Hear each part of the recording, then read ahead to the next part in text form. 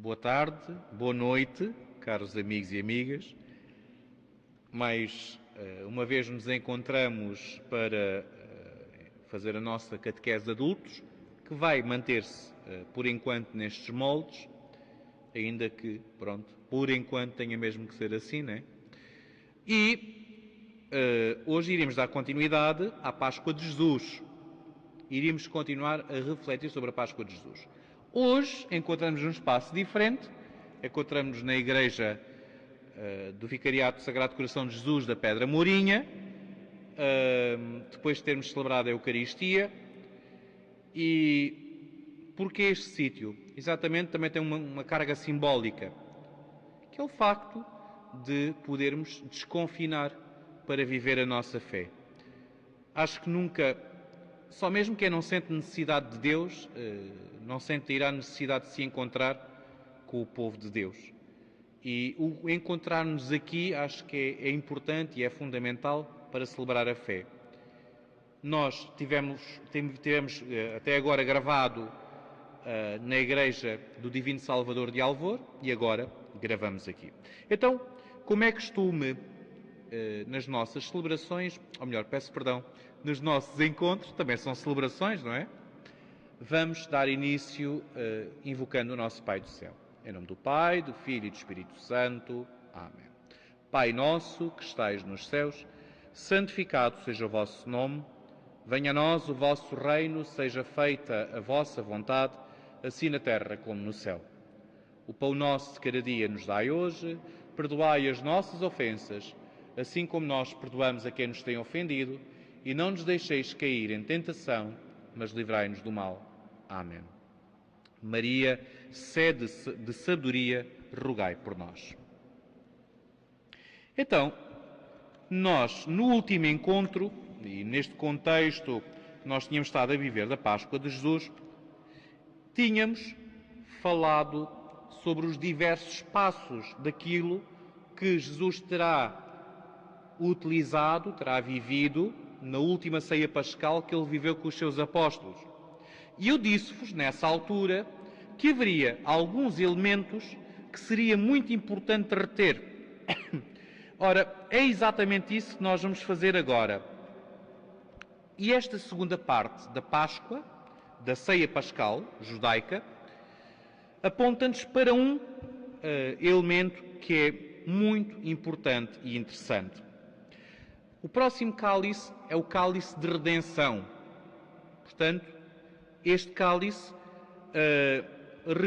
rememora a redenção do povo de Israel. E diz a oração o seguinte: Bendito sejas, Adonai nosso Deus, Rei do Universo, que nos redimiste e redimiste os nossos pais da terra do Egito e nos trouxeste em segurança até esta noite, na qual comemos pão ázimo e ervas amargas. Depois, a seguir, diz o seguinte: Bendito sejas, Senhor nosso Deus, Adonai nosso Deus, Rei do Universo, que dás o fruto da videira. Ora, este cálice está presente no Evangelho de Lucas, capítulo 22, versículo 17 a 18. E Jesus disse: Tomai isto e reparti entre vós, pois eu vos digo que doravante não beberei do fruto da videira até que venha o reino de Deus. Jesus toma uma taça, um cálice, e, em vez de o tomar, não o toma. Reparte pelos discípulos. E porquê, queridos amigos e amigas? Porque Ele é o Messias. Ele é o Messias, o Filho de Deus vivo. Ele não veio para ser redimido. Ele veio para redimir. Por isso ele não toma desse cálice. E esta expressão que Jesus vai utilizar de beber desse fruto da videira no reino dos céus é uma expressão que, mais do que ter um caráter, como é que eu ia dizer, rabínico, do judaísmo rabínico, vamos encontrar eco nos manuscritos do Mar Morto.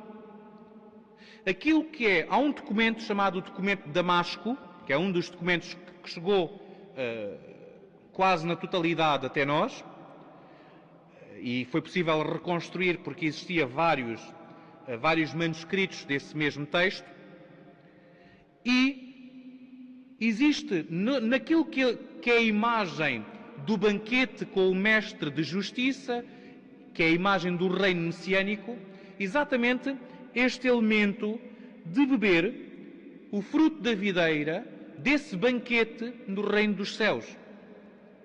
É lá também vamos encontrar esse elemento. Então Jesus, não nos esqueçamos, celebrou uma Páscoa rabínica, quase certeza que em casa ou no seio de uma comunidade essénia. Porquê? Porque o Messias, quando veio, não veio só para uns, veio para todos. Veio para todos. E, além disso, ele vem também para as ovelhas perdidas da casa de Israel. Para aquelas que se tinham disperso a quando do exílio da Babilónia, que não chegaram a regressar dentro daquilo que são conhecidos como as 10 tribos perdidas da casa de Israel. Ele veio à procura dessas ovelhas também. E antes de entrarmos noutras coisas, noutros simbolismos, é exatamente isso que a parábola do filho pródigo diz.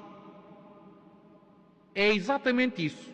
Depois tudo o resto. Mas inicialmente a parábola do filho pródigo aponta para essa realidade das 10 tribos perdidas. O filho mais velho que está em casa, que esteve sempre junto do pai, que cumpriu sempre a lei, e o filho mais novo que se vai embora e que perdoai-me a expressão, se prostitui com falsos deuses, com demónios no fundo. Porquê? Porque o porco, considerado como animal impuro, não é? Na cultura judaica, o porco é sempre sede dos demónios. Não é por acaso que Jesus expulsa os demónios daquele possesso para porcos. E também não é por acaso que eles se jogam para o mar. Porque o mar sempre foi sede, ou símbolo da sede do mal. O mal estava nos abismos das águas. Da mesma forma, recordamos quando Pedro, já estamos a pegar nesta divagação simbólica, quando Pedro está quase a afundar-se aonde? No mar. Amigos e amigas, a Sagrada Escritura está pejada de simbologia. E realmente só quem não quer perceber ou quer interpretar as coisas à maneira dele, não é? Ou da maneira dela, é que não percebe o que está por trás das coisas. Portanto, nem faz um bocadinho de esforço para perceber. Mas, continuando. Então, queridos amigos e amigas, nós, nesta dimensão simbólica, Jesus veio para redimir. Ele já estava de alguma forma a dizer o que iria ser a missão dele. Avancemos mais um bocadinho. Então, o que é que vai suceder a seguir? Aquilo que é chamado Ratzach, a lavagem ritual de mãos. Já falámos que num primeiro momento havia uma outra lavagem ritual de mãos que tinha que ver exatamente com o primeiro momento. Qual era o momento? Tinha que ver tudo à volta do cordeiro. O segundo momento já é à volta dos pães ázimos, das matzot. Então, porquê? Porque a Páscoa é dividida por 2 momentos para um judeu. Ainda que hoje já esteja só mais virada para a festa dos pães ázimos. Porque já não há templo, logo não há sacrifício de cordeiros, logo a primeira parte não tinha significado nenhum estar a fazer o que quer que seja. Assim, após a destruição do templo, tiveram que alterar um bocado a ordem do Seder, da ceia pascal. E então esse primeiro momento, que era dedicado sobretudo à simbologia do cordeiro, que vai perpassar na fé cristã também, essa parte acaba por se esboroar um bocadinho. E por isso mesmo nós vamos ver depois São Paulo dizer que o Cordeiro de Páscoa, o nosso Cordeiro de Páscoa, é Jesus.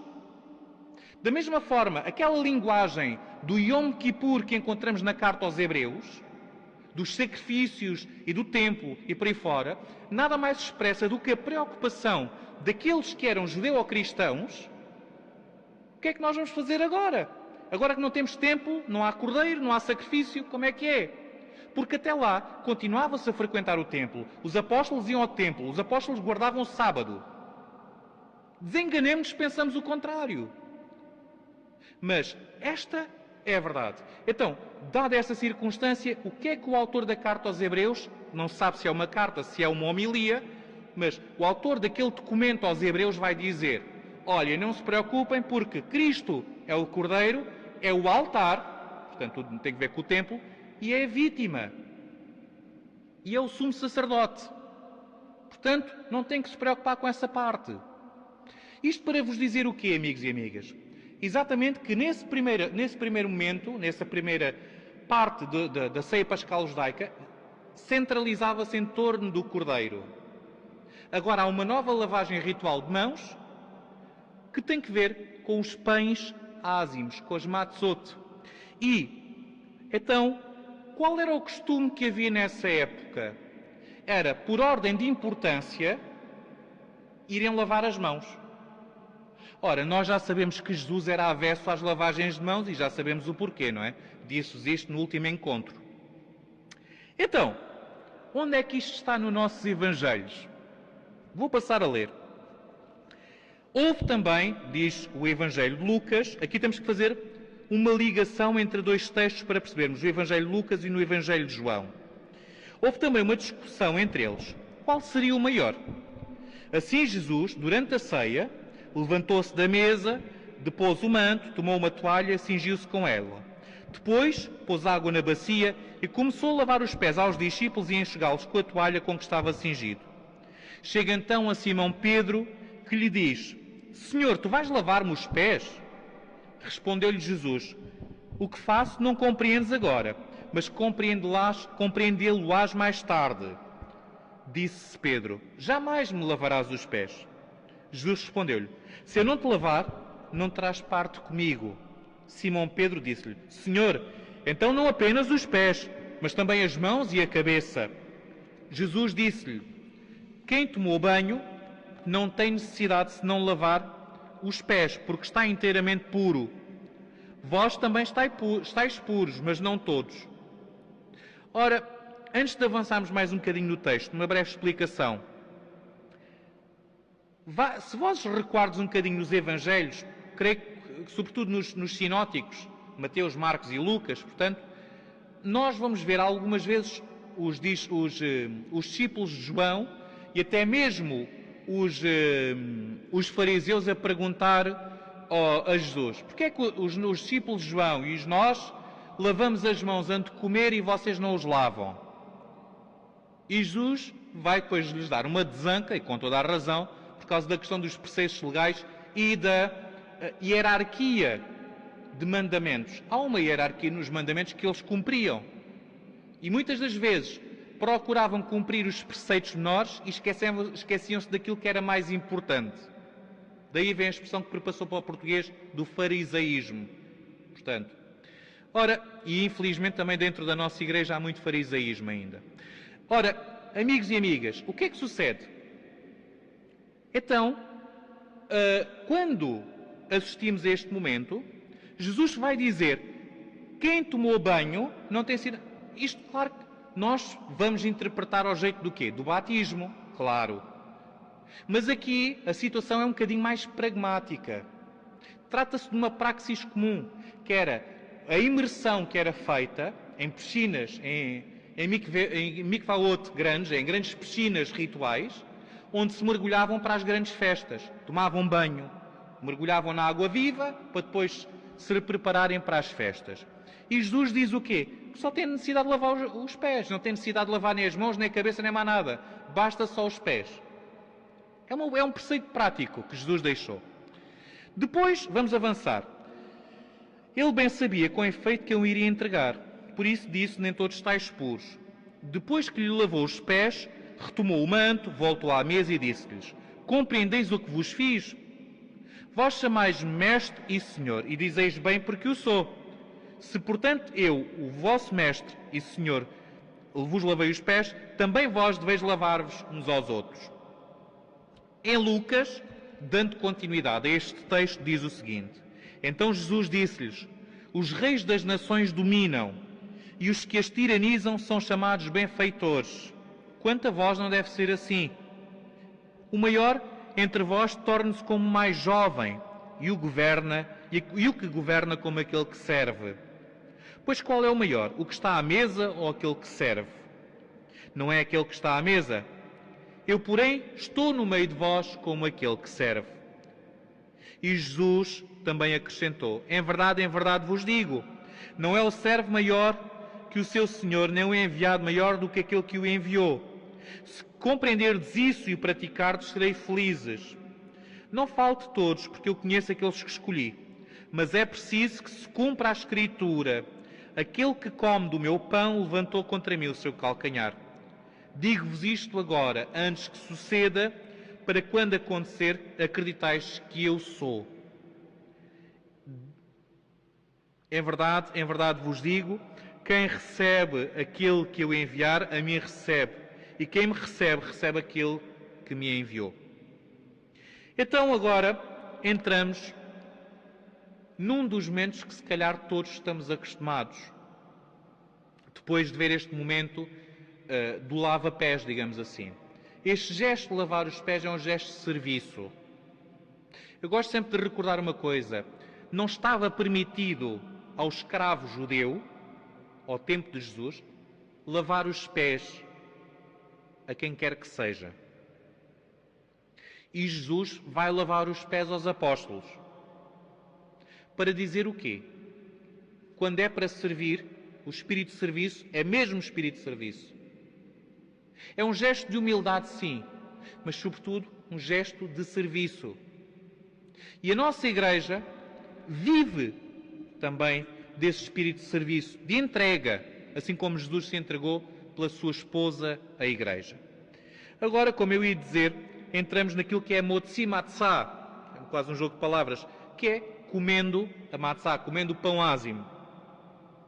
E diz a oração o seguinte: bendito sejas, Adonai nosso Deus, Rei do Universo, que dás o pão da terra.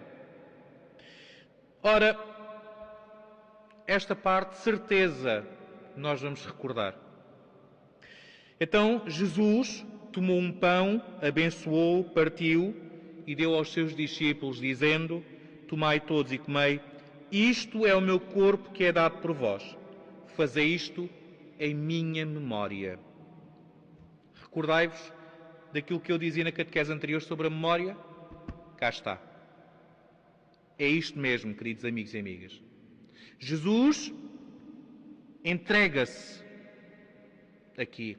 Recordem que a memória para o judeu não é um acontecimento que fica lá no passado. É tornar vivo, presente e atuante um acontecimento que volta a repetir-se. É como se o tempo, o espaço e a história deixassem de existir naquele momento e entrássemos no eterno hoje de Deus, para viver aquele momento de encontro com aquele acontecimento. E qual é o acontecimento aqui que é para recordar? Amigos e amigas, ainda que gostemos muito dos nossos irmãos luteranos e daqueles que e rezemos por eles e rezemos com eles, a teologia católica diz-nos uma coisa completamente diferente. Aquilo que é recordado na última ceia, aquilo que é vivido com memória na última ceia, não é a última ceia em si. E se dissermos isso, não estamos a ser católicos, estamos a ser protestantes. Aquilo que vivemos e recordamos na última ceia é o sacrifício de Cristo na cruz. Assim, quando a doutrina da Igreja Católica diz que a Santa Missa é a renovação incruenta do sacrifício da cruz, é exatamente isso que é e não outra coisa. Não tomemos gato por lebre. Basta olhar para os tempos verbais da consagração. Tomai todos e comei, isto é presente o meu corpo, que será entregue por vós. Onde? Na cruz. Então, fique este ponto bem assente. Este então é o momento em que Jesus se dá em alimento. A seguir, são tomadas as ervas amargas. As ervas amargas também têm um simbolismo. Já lá vamos. As ervas amargas servem para recordar aquele acontecimento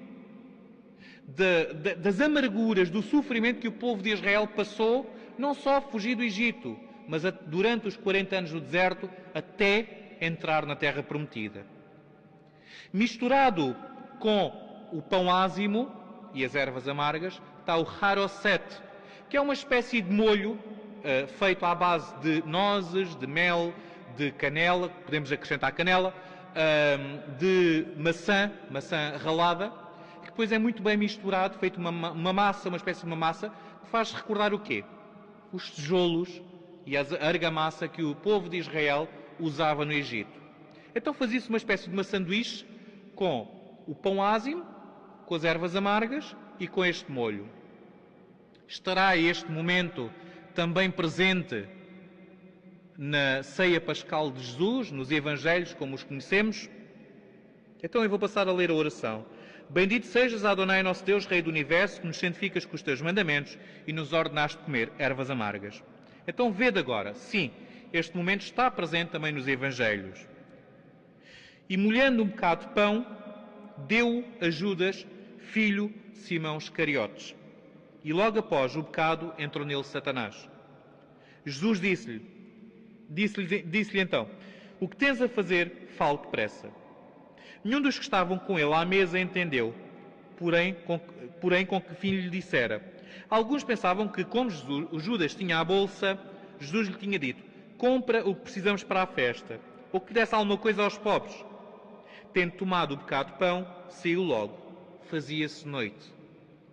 Depois de Judas ter saído, Jesus disse, agora é que se revela a glória do Filho do Homem, e assim se revela nele a glória de Deus. E se Deus revela nele a sua glória, também o próprio Deus revelará a glória do Filho do Homem, e há de revelá-la muito em breve. Então, também este momento estava presente na Páscoa de Jesus. A seguir, comia-se a ceia pascal, conhecido como a Shulchan Orech, portanto, comendo a ceia. E nesse momento, portanto, as pessoas conviviam, comiam, divertiam-se um pouco.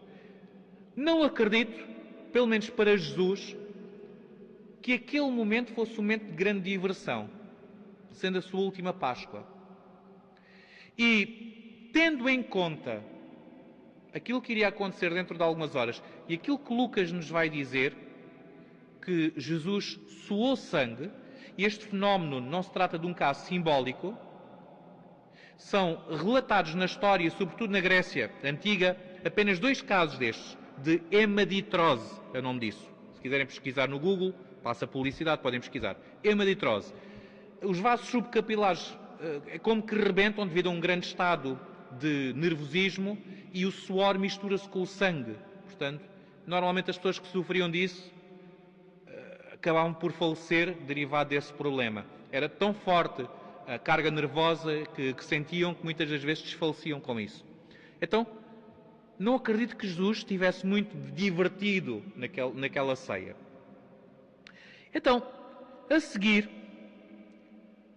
Jesus, isto é tão bonito, Jesus vai, portanto, de alguma forma, falar com os seus apóstolos, vai ter uma conversa com os apóstolos.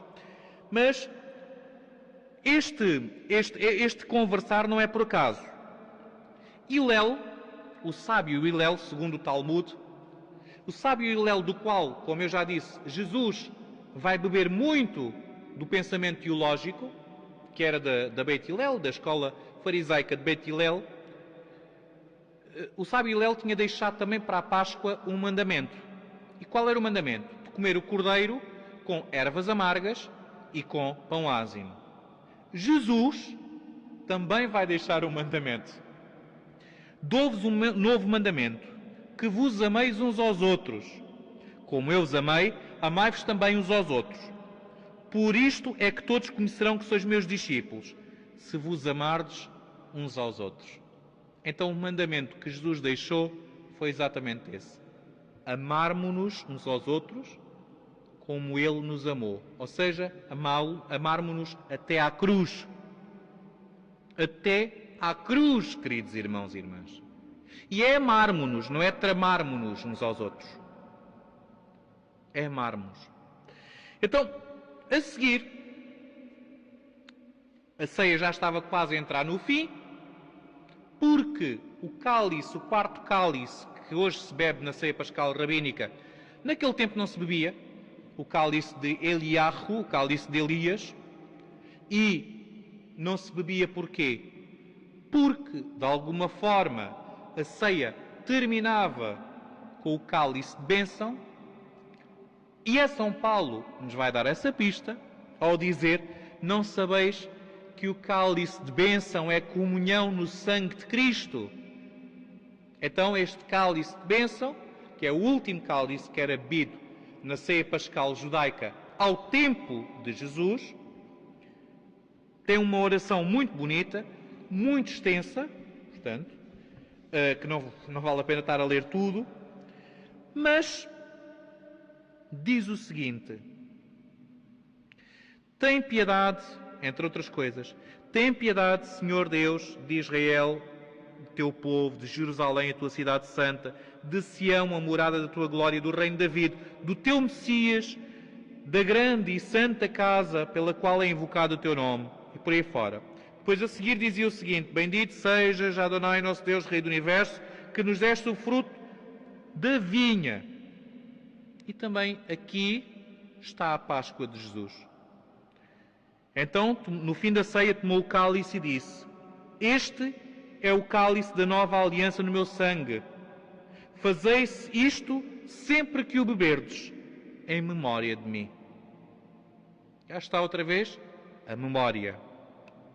Meus amigos e minhas amigas, está aqui a base daquilo que é a Páscoa semanal, a base da Eucaristia. Se nós não vivermos esta Páscoa semanal, então não conseguimos ser cristãos católicos. É claro que eu, quando digo isto, não estou a falar das situações, daquelas situações em que é impossível de todo, ou por doença, ou por trabalho. Eu compreendo essas situações. Mas se não tivermos este momento de encontro com Jesus, não conseguimos ser cristãos católicos. Porque é aqui, é na Eucaristia, é na Páscoa semanal, que o Senhor ressuscitado mais uma vez se apresenta. É na Páscoa semanal que celebramos a morte e a ressurreição de Jesus. É na Páscoa semanal que, revivendo o acontecimento da última ceia, estamos a ter presente e diante de nós o sacrifício do Calvário. Assim, pois, é na Páscoa semanal, através da Palavra de Deus e através do pão consagrado e do cálice consagrado, que celebramos a nossa fé.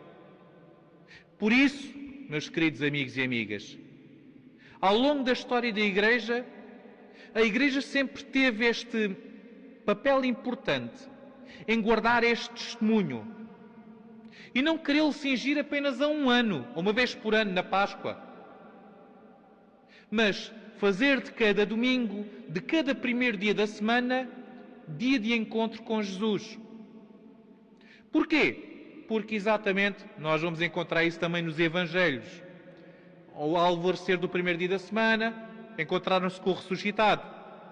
8 dias depois, diz o Evangelho de João, Jesus ressuscitado aparece no meio dos apóstolos. 8 dias depois. 8 dias depois do quê? Do primeiro dia da semana. Então, já nos alvores, esse encontro com Jesus ressuscitado se fazia aonde? Como aos discípulos de Emaús, no pão partido, na Eucaristia. Por isso, também, termino a nossa catequese e o nosso encontro deixando exatamente esta reflexão,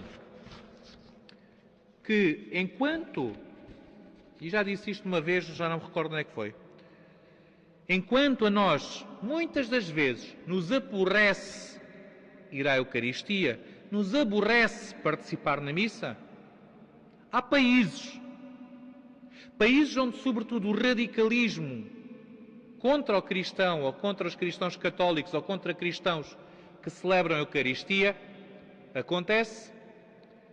Há países onde se dá a vida pela Eucaristia. Há países onde as pessoas sabem que, se forem apanhadas porque foram à missa, são mortas, enquanto a nós nos aborrece. Nós vivemos um susto, queridos irmãos e irmãs, com estes interregnos nas celebrações da Eucaristia. De passarmos agora, nesta última vez, quase 3 meses sem celebrar a nossa fé.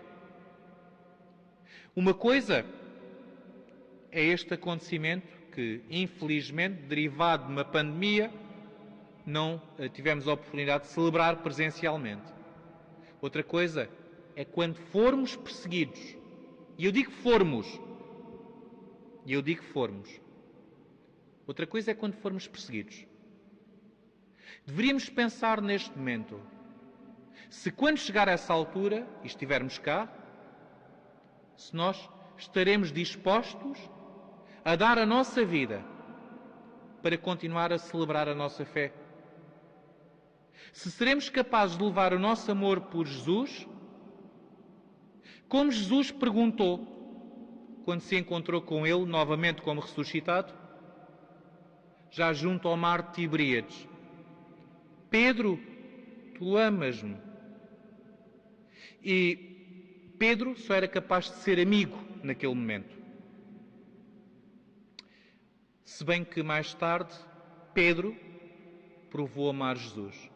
Levou o seu amor pelo Mestre, segundo a tradição antiquíssima da Igreja, levou o seu amor pelo Mestre até ao extremo, morrendo crucificado ele de cabeça por baixo, numa colina chamada, na altura, a Colina Vaticana. Pois, queridos amigos e amigas, que nós sejamos capazes de amar a Eucaristia. Que nós sejamos capazes de amar esta Páscoa semanal, agora que compreendemos a sua gênese, o seu nascimento. E seria bom que nós fizéssemos um esforço para celebrar a nossa fé. Não é celebrar o padre que a celebra, é celebrar a nossa fé, onde quer que estejamos, com quem quer que estejamos. E o nosso parco, por mais pequeno, por mais pecador que seja, continua a ser aquele que nos dá Jesus morto e ressuscitado. Aproveito para desejar então a todos uma boa noite. Para a semana teremos o último encontro antes da interrupção para o período de Páscoa, não é? Do tempo pascal e tudo mais. E depois então eu direi, portanto, quando retomaremos novamente as nossas catequeses online. Espero que tenham gostado destes 2 encontros e que eles tenham servido ao menos para aprender a amar Jesus Eucaristia. Jesus na Eucaristia, na missa. Vamos terminar invocando a Nossa Senhora da Eucaristia, a Mãe de Jesus, aquela que, no seu silêncio e no seu escondimento, acabou por ser o primeiro sacrário da terra, trazendo o Filho de Deus vivo no seu ventre. Ave Maria, cheia de graça, o Senhor é convosco. Bendita sois vós entre as mulheres. Bendito é o fruto do vosso ventre, Jesus. Santa Maria, Mãe de Deus, rogai por nós, pecadores, agora e na hora da nossa morte. Amém. Nossa Senhora da Eucaristia, rogai por nós. Em nome do Pai, do Filho e do Espírito Santo. Amém. Uma boa noite a todos e até ao próximo encontro, se Deus quiser.